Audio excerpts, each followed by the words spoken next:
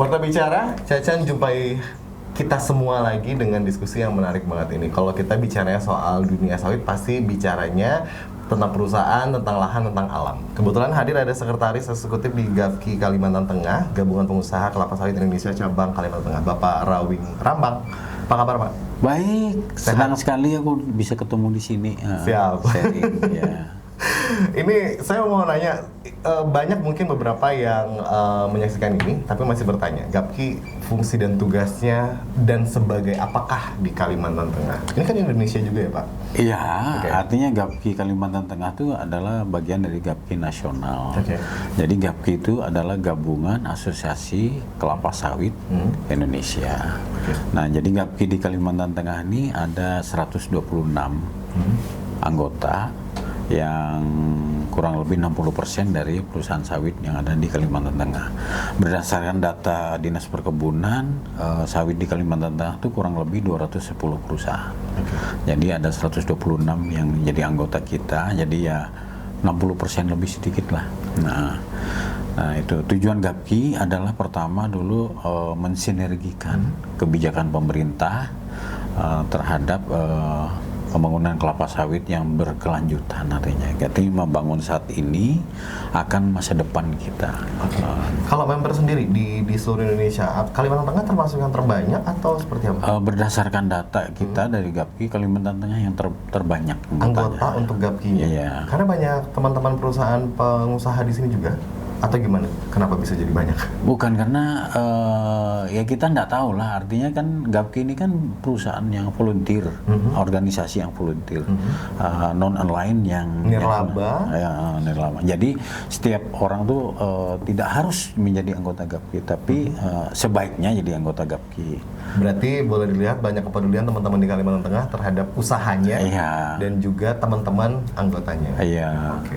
Nah, ini kalau GAPKI sendiri 2026. Kita bicaranya apa yang ingin paling diwujudkan dari GAPKI Kalimantan Tengah. Pertama, GAPKI fokus artinya membangun kebun kelapa sawit yang existing. Tidak bermasalah, terutama terkait kepada kawasan hutan. Itu pertama. Yang kedua, kita mau fokus meningkatkan produktivitas kebun yang ada. Itu yang ketiga, tentunya GAPKI ingin perusahaan-perusahaan anggota GAPKI ingin berkontribusi terhadap pembangunan daerah ataupun nasional, yang otomatis meningkatkan devisa sekaligus juga meningkatkan kesejahteraan masyarakat Kalimantan Tengah dan nasional Indonesia. Sebenarnya kalau kita bicara jujur-jujuran nih Pak, tantangan besarnya industri sawit itu sebenarnya apa? Apakah masalah regulasi, apakah masalah harga, atau lingkungan yang paling banyak dihadapin di GAPKI, apalagi di Kalimantan Tengah? Nah, kalau mau jujur memang kita isu-isu lingkungan luar biasa. Tapi umumnya isu lingkungan itu berasal dari negara-negara pesaing minyak nabati. Karena apa? Karena mereka juga memproduksi minyak nabati yang bersaing di pasar internasional dengan minyak kelapa sawit misalnya. Kenapa harus dijadikan masalah? Lah, karena dulunya tahun 80-an minyak nabati itu sebelum sawit mereka yang menguasai pasar dunia.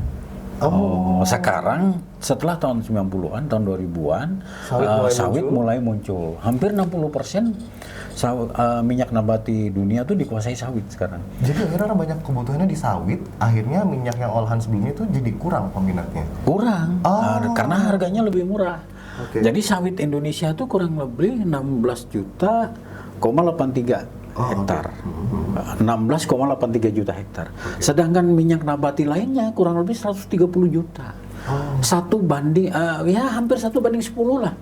Sangat jauh perbedaannya. Sangat jauh, tapi yang 16,83 juta ini menguasai pasar dunia. Itulah kenapa sawit ditakutkan. Iya. Dan sawit ini hanya cocok di daerah tropis. Kalimantan, Sumatera, lintasan tropis lah, negara kepulauan umumnya, karena kelembapannya sangat cocok. Sinar matahari harus paling sedikit 5 jam per hari. Nah, negara lain nggak mungkin. Negara subtropis apa nggak mungkin itu. Karena khatulistiwanya kurang dekat ya. Iya. Oh, itulah kenapa sawit banyak sekali di daerah Kalimantan dan juga Sumatera ya. Iya.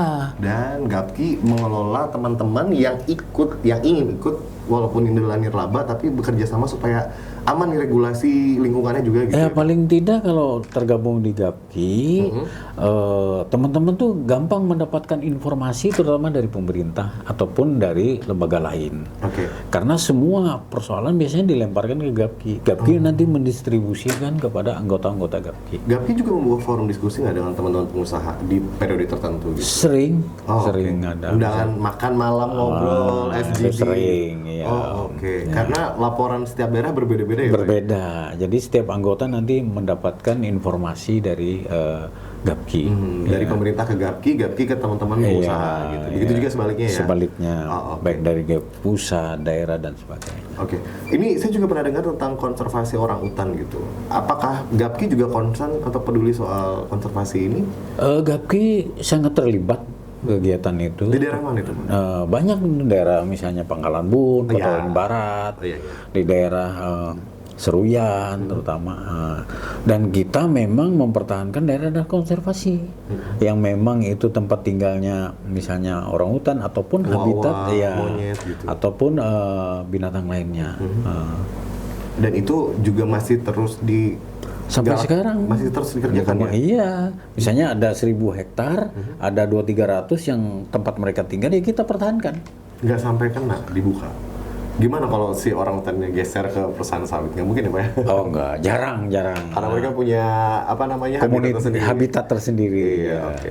Nah ini kalau melihat bagaimana Gapki mengelola teman-teman anggota pengusahanya nih, melihat keseimbangan antara bisnis sama kelestarian lingkungan, gimana caranya perusahaan-perusahaan sawit teman-teman Gapki itu mengelola keseimbangan antara bisnis sama alam lingkungan? Karena prinsipnya memang Gapki itu kan harus membangun saat ini untuk yang akan datang. Itu pertama. Karena lingkungan itu faktor utama. Karena bisnis ini kan berkelanjutan. Tidak hanya dalam periode tertentu. Kalau toh misalnya periodenya produksinya menurun, dia bisa dikembangkan lagi. Jadi 20 tahun bisa sampai 100 tahun. Oke. Itu yang dipikirkan tidak hanya buka usaha ya. Bukan. Tapi juga bagaimana lingkungan tetap terjaga, dikelola masyarakatnya juga dapat. Baik masyarakat ataupun lingkungannya. Kita lihat aja, begitu membangun perkebunan, dia akan tumbuh ekonomi baru, daerah ekonomi baru. Misalnya kita yang paling sederhana di Kota Waringin Barat, Kota Waringin Timur yang sekarang berkembang luar biasa. Nah mungkin nanti di Gunung Mas, nah begitu produksinya naik akan tumbuh ekonomi baru bagi masyarakat. Karena masalahnya juga kan pasti mikir, oh ini banyak orang baru, oh kita harus buka toko ini, supplier ini, beras, makanan dan semuanya, bahan-bahan gitu. Jadi masyarakat di sekitarnya yang punya lahan bisa mengembangkan misalnya hortikultura, buah-buahan, tidak harus sawit. Ya, karena terjadinya kehidupan lagi di situ.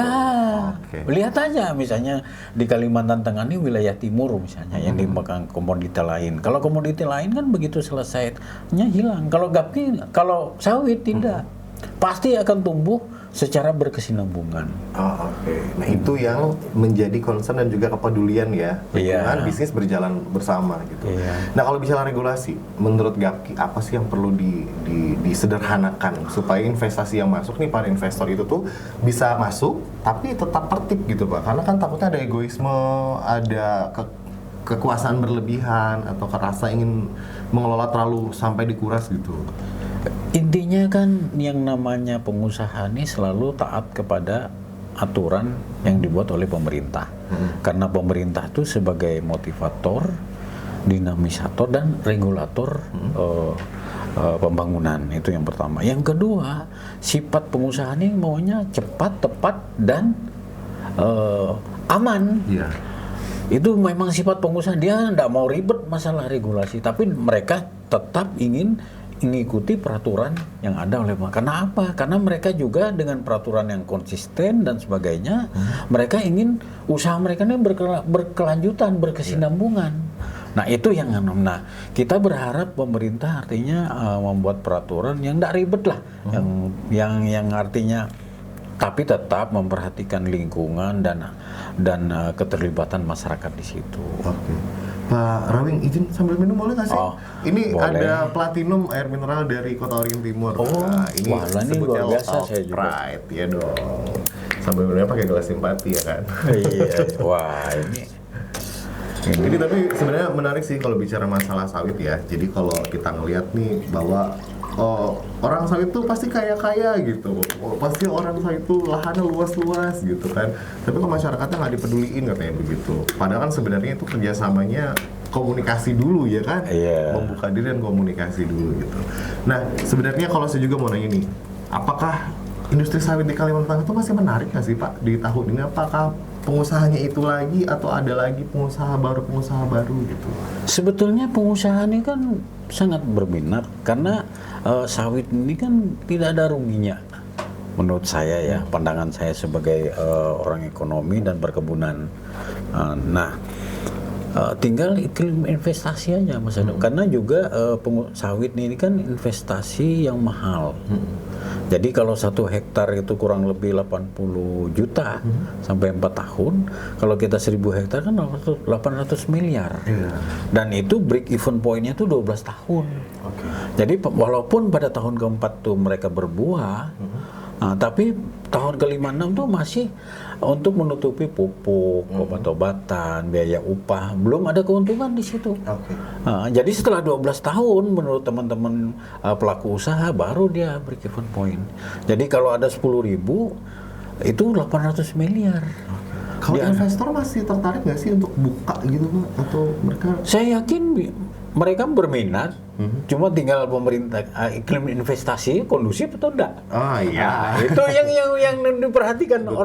Orang ini kan melihat kondisi pemerintah negara. Dan juga tidak cuma daerah ya? Ya tidak nasional. Melihat regulasinya, pemerintahannya. Iya. Kemudian, karena regulasi itu kan dari pusat sekarang. Betul. Daerah hanya menyesuaikan dan mengikuti. Betul. Nah itu dia. Kalau bicara kontribusi, ini teman-teman dari sektor sawit, para pengusaha yang ada di GAPKI terhadap ekonomi untuk masyarakat lokal di Kalimantan Tengah, signifikan nggak sih Pak? Kalau saya melihatnya signifikan. Contohnya apa sih Pak? Kami butuh banget contohnya Pak. Tenaga kerja misalnya. Ya. Itu sawit itu secara teoritis 1 hektar tuh 0,2. Berarti kalau di Kalimantan Tengah tuh 2,3 juta hektar, tinggal kali 20% tenaga kerja yang terlibat. Berarti ada kurang lebih 400.000 lebih tenaga kerja yang terlibat secara langsung di dalam perusahaan yang di dalam usaha sawit yang sedang berlangsung ini. Iya, kalau dia 10.000 hektar berarti 2.000 tenaga kerja. Pasti dia. Mereka butuhkan itu. Itu baru dari sisi tenaga kerja. Yang pasti, belum lagi tenaga kerja ikutan. Belum lagi yang buka usaha di sekitar. Belum lagi itu. Belum lagi pendidikan yang dibangun. Itu banyak ternyata ya. Sangat. Ya, rantainya tuh panjang. Ini menarik nih karena memang ngelihatnya bahwa kontribusinya tidak hanya membuka daerah baru jadi lebih hidup, masyarakat di situ juga akan jadi lebih bisa berusaha secara ekonomi. Nah, kalau bicara tentang bagaimana kolaborasi GAPKI-nya Kalimantan Tengah ini dengan pemerintah daerah yang konkret, yang sudah berjalan, apa saja Pak? Kita kan ada kerjasama dengan Pak Gubernur, apapun yang dilakukan Pak Gubernur, misalnya yang sekarang misalnya tanam jagung, ngomongnya ya kita ikut, misalnya masalah kebakaran kebun ya kita ikut membantu. Di samping memang perusahaan tuh wajib memang punya peralatan kebakaran. Nah, tanam jagung misalnya dalam rangka suasana pangan nasional, kita juga ikut terlibat. Nah itu yang pasti. Pelestarian lingkungan kita ikut juga, pelatihan kegiatan misalnya identifikasi orang hutan ataupun animal binatang lainnya, hewan-hewan lainnya kita jaga betul. Saya baru dapat nih Pak bahwa ternyata sawit juga peduli terhadap hewan dan konservasi binatang atau hewan di hutan gitu. Saya baru dapat ini Pak. Iya. Karena biasanya taunya kalau teman-teman di perusahaan sawit adalah ngebuka lahan, bangun sawit gitu, udah kelar gitu. Tapi kalau konservasi tentang orang hutan tadi tuh saya baru terfikirkan. Nah ini untuk konservasi sendiri tuh sudah di mana saja? Saya kembali lagi ke pertanyaan saya penasaran. Kalau di daerah Suyan misalnya. Suyan lebih banyak ya? Banyak. Di daerah Kobar misalnya Kota Waringin Barat, hampir semua daerah di sini juga kita bantu misalnya. Ada kerjasama kita dengan BKSDA. BKSDA. Oke. Berarti itu memang bentuk kepedulian terhadap lingkungan juga ya? Dan sawit misalnya contoh tidak akan membuka daerah rawa karena tidak visible. Demikian juga tidak akan membuka daerah kelerengan di atas 20%. Karena itu akan dari sisi budidaya, angkutan, produksi itu kan merugi. Iya. Makanya Kalimantan tuh lebih cocok dikembangkan sawit dibanding misalnya Sulawesi, daerah mountainous area ataupun daerah berbukit nggak mungkin dibuka sawit. Berarti ini sudah dipikirkan, pasti jelas. Pasti. Pemerintah juga sudah tahu di mana daerah yang bisa memungkinkan untuk usaha dan dikembangkan sawit. Kita juga nggak bisa juga menahan artinya menjaga hutan karena ekonomi kan harus berjalan. Betul. Iya. Pak Rawin, saya mau berkonsultasi dan juga menarik informasi tentang bagaimana nih bicara masalah kampanye negatif. Kan kita tahu nih sawit dan segala macam itu usaha apapun itu selalu punya impact, good impact and bad impact di dalamnya gitu. Nah ini kalau bicaranya nasional sama internasional, kalau Gapki menanggapi kampanye negatif itu gimana? Apa yang terjadi dan seperti apa?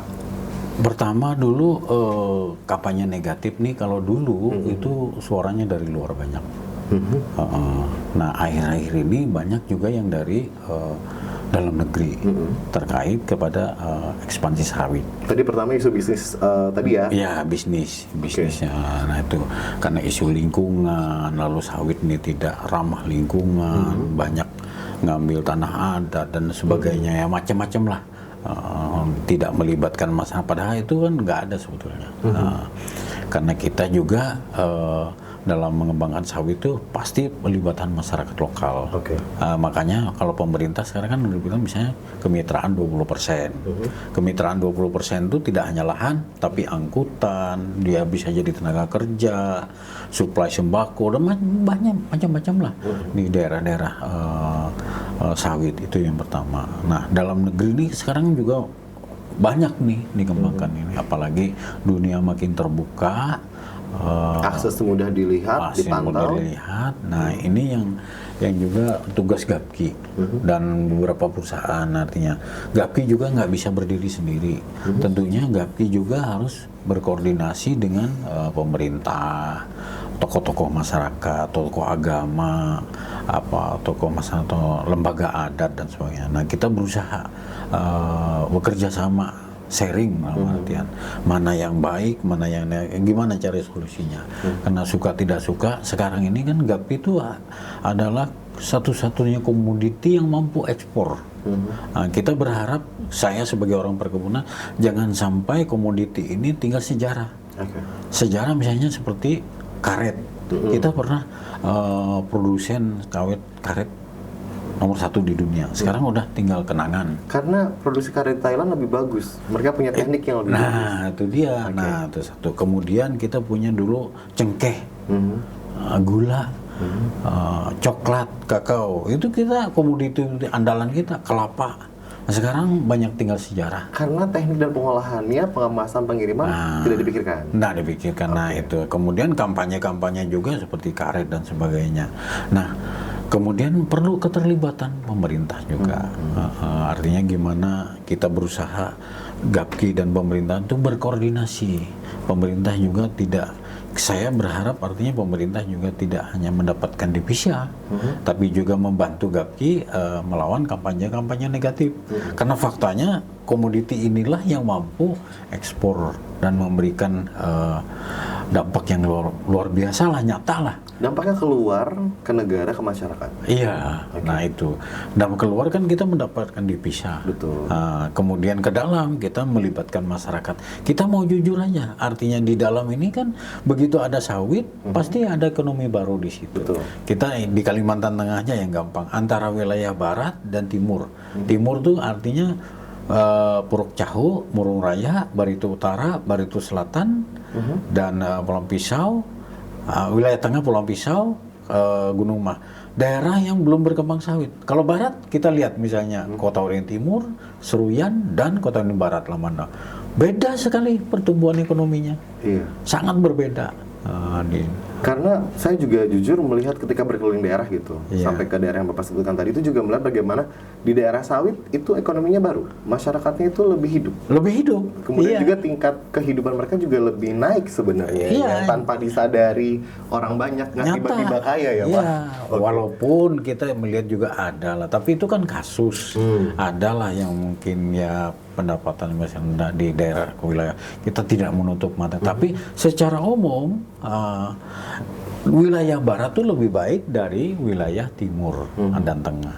Nah, kita tunggu aja wilayah tengah dan timur ini, terutama tengah ya, tengah dalam 3-4 tahun ini kalau sawitnya sudah berproduksi pasti akan berkembang. Iya, karena proses dan juga produksinya akan berputarnya lebih cepat ya. Lebih cepat. Oke. Kita mau jujur lagi di Palangkaraya misalnya. Dutomol tuh hidup kalau Sabtu Minggu orang kebun itu turun. Iya, benar sekali. Turunlah semua teman-teman dari sana. Semua loh. Kalau komoditas lain mungkin berbeda ya. Iya. Sawit tuh Terus, memang tingkat konsumsinya juga lebih tinggi. Iya, kalau Sabtu Minggu pasti orang kebun tuh turun ke Palangkaraya tuh dari Kotim, dari Gunung Mas, Barsel. Kalau saya di Pangkalan Bun itu biasanya turunnya ke Pangkalan Banteng. Iya. Nanti yang dekat Pangkalan Bun turunnya ke Pangkalan Bun. Nah, Sabtu Minggu deh itu. Itu pasar Sabtu penuh. Minggu penuh. Nah, itu dia. Oke, ini menarik bahwa ternyata kampanye negatif itu adalah tentang bagaimana adanya urusan bisnis di dalamnya, baik secara internasional, kemudian juga ada urusannya dengan ketidakcapaian orang-orang atas pengen berusaha sawit tidak bisa, kemudian juga bingung mengelola tanahnya seperti apa gitu ya, atau mungkin karena tidak diajak kerjasama, mungkin gitu ya Pak ya, kebanyakan. Jadi memang itu tugas.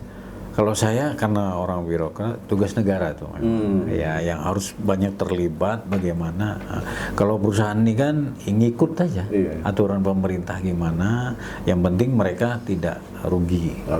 Kalau saya melihat itu bagaimana kita sebagai masyarakat tuh membuka diri, mengulik informasi, mempelajari yang benar tentang bagaimana investasi, tentang bagaimana mengolah tanah, bagaimana berkebun. Kalau saya lebih pengen mengajak tuh, ayo buka diri gitu. Jadi nggak maaf tiba-tiba jual tanah saja gitu, terus tiba-tiba tanahnya habis marah-marah gitu. Ayo dong buka diri, bagaimana kemitraan, kerjasama, komunikasi gitu. Oke, kalau buat generasi muda di Kalimantan Tengah, kira-kira sawit ini masih menjanjikan untuk jadi peluang karir usaha nggak sih Pak Rawi? Kalau saya melihatnya banyak nggak sih anak muda jadi banyak sebetulnya. Artinya anak muda sekarang tuh jangan khawatir kerja di kebun sawit, karena di sawit itu juga internet apa dan sebagainya ada semua, lebih hebat dari di kota mungkin ya. Nah, jadi jangan khawatir, dan yang penting kan bisa kerja sekarang. Betul. Saya selalu sarankan ke ponakan-ponakan saya jangan takut kerja di kebun dan sebagainya. Karena apa? Yang penting kan kita ada usaha, ada pendapatan. Walaupun kita tinggal di Jakarta, kalau nggak ada usaha malah berat juga. Tapi sebenarnya banyak kan pola pekerjaan tidak harus membuka sawitnya. Kamu jadi tukang sewa truknya. Nah, itu dia. Terus juga pengelola cangkang sawitnya. Makanya tadi kemitraan itu kan tidak hanya kebun. Betul. Tapi kebun, supply sembako, angkutan CPO. Kita menyediakan bengkel gitu. Nah, kerjasama. Ya, dan perusahaan membuka diri biasanya, membuka diri. Yang penting positif. Jadi tidak hanya menanam sawitnya aja, kemitraan lain itu banyak yang bisa jadi usaha. Oke. Ini menarik ya. Kalau saya tuh punya teman yang buka sawit, katanya saya jadi ini pengusaha buah katanya. Nah, itu dia. Kesel banget saya denger. Oh, kerjanya apa sekarang? Pengusaha buah katanya. Buah apa? Sawit. Oke, nah ini kalau Gapki sendiri kesininya kepada seluruh teman-teman anggotanya melihat ada yang ikut aturan nggak nih? Ada yang mulai mangkir nggak nih? Ada yang merugikan masyarakat apa nggak? Gimana cara menegur atau berkomunikasi dengan apabila itu terjadi gitu resikonya? Saya di Gapki kurang lebih 2 tahun. Saya melihat kalau anggota Gapki umumnya taat aturan. Rata-rata seluruhnya? Iya. Oke. Karena perusahaan perkebunan ini kan banyak juga yang ada anggota Gapki. Betul. Iya, dari 210, 126 berarti lebih dari itu kan bukan anggota Gapki. Kena impact nggak sih Pak Rawi ketika teman-teman yang non anggota Gapki terlibat masalah masyarakat, Gapki turun tangan apa tidak?